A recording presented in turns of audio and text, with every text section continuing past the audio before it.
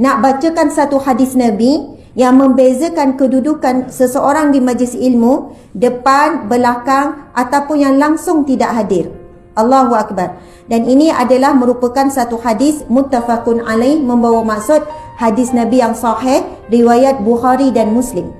Saya terus baca terjemahannya. Daripada Abu Waqid Al-Haris bin Auf radhiyallahu anhu bahawa Rasulullah sallallahu alaihi wasallam ketika sedang duduk di masjid dan orang-orang sedang bersamanya, tiba-tiba datanglah 3 orang. Maka 2 orang menghampiri Rasulullah sallallahu alaihi wasallam, sedangkan yang satu lagi pergi. Maksudnya suasana ni bukan ketika solat. Rasulullah duduk dan mereka pun melihat Rasulullah sedang duduk. Boleh jadi Rasulullah ingin menyampaikan ilmu. Subhanallah. Lalu kedua orang tua itu berdiri di depan Rasulullah sallallahu alaihi wasallam. Salah satunya melihat tempat yang kosong di perkumpulan tersebut. Maksud Nabi sedang berkumpul, mengadakan kuliah, mengadakan tazkirah, suasana yang kita boleh lihat seumpama hari ini di masjid-masjid dan sebagainya. Allahu Akbar. Salah satunya melihat tempat yang kosong di perkumpulan tersebut, maka ia duduk di sana. Sedangkan yang satu lagi duduk di belakang mereka. Adapun orang yang ketiga pergi. Maka ketika Rasulullah sallallahu alaihi wasallam selesai, beliau bersabda, baginda bersabda, maukah aku beritahukan kepada kalian tentang 3 orang yang tadi?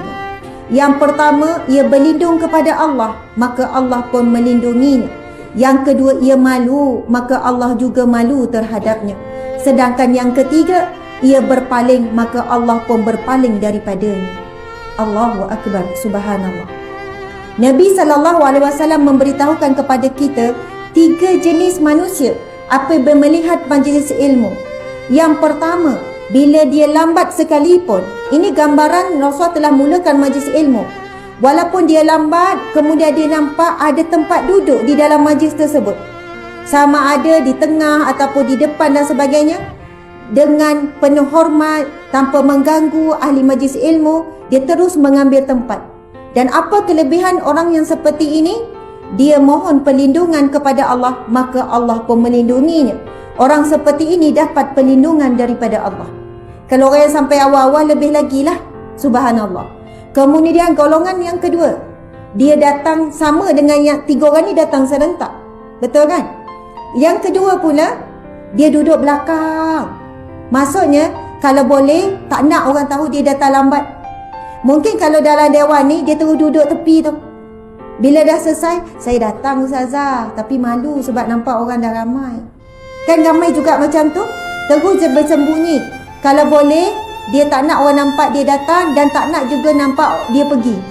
Dia duduk tempat yang tersembunyi. Nabi kata, dia malu terhadap Allah dan Allah juga malu terhadapnya. Orang yang malu-malu menuntut ilmu bukanlah satu sifat malu yang terpuji. Kemudian golongan yang ketiga. Yang ketiga kan terus balik. Oh, pokoknya dah mula. Malu lah. Tak pernah lain kali lah. Aku kalau dah lambat ni memang tak ada lah. Macam tu kan.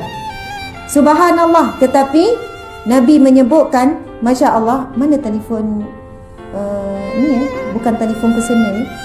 Tiba-tiba ada call masuk kan. Lalu Nabi SAW menyebutkan, sedangkan yang ketiga ia berpaling, maka Allah pun berpaling daripadanya. Subhanallah. Allahu Akbar. Sahabat-sahabat yang dirahmati Allah sekalian, orang yang berpaling bila melihat ada majlis ilmu, Allah juga berpaling daripadanya. Jadi sebab itu Nabi berpesan kepada kita, iza marartum bi riyadil jannah, kalau kamu nampak taman syurga iaitu majlis ilmu, farta'u, maka singgah. Wajib singgah, mengambil bekal untuk meneruskan perjalanan menuju Allah, mengambil bekal untuk meneruskan perjalanan bakal bertemu dengan kematian, berpindah alam.